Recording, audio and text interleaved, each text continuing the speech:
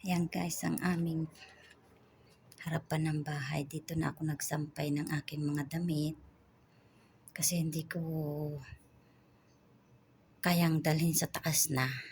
Pagdating ko sa taas, lawit na yung dila ko kasi 40 step mula sa second floor hanggang sa third floor. Ayan pang paligid ng bahay namin. Oh, mainit pa guys.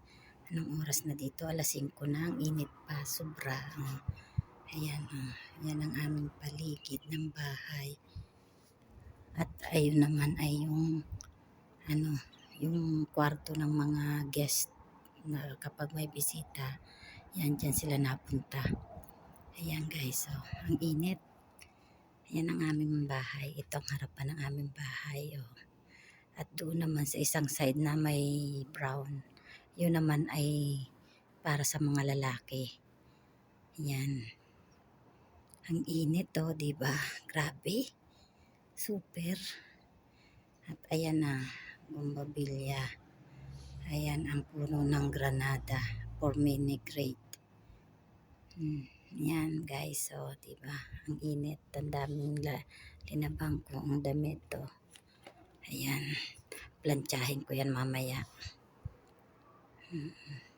Yan ang aming paligid ng bahay. At yun na kalampas na yun sa bakod, sa labas ng bakod ay malunggay. Abot na yung aming poste. Kasing taas na ng poste ang aming malunggay, ang daming bulaklak. Ayan, ang aming paligid ng bahay.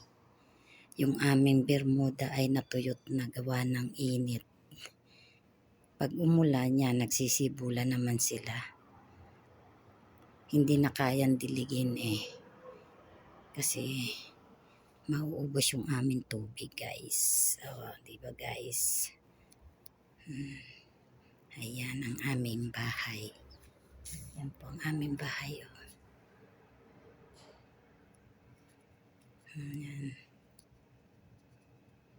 Thank you for watching.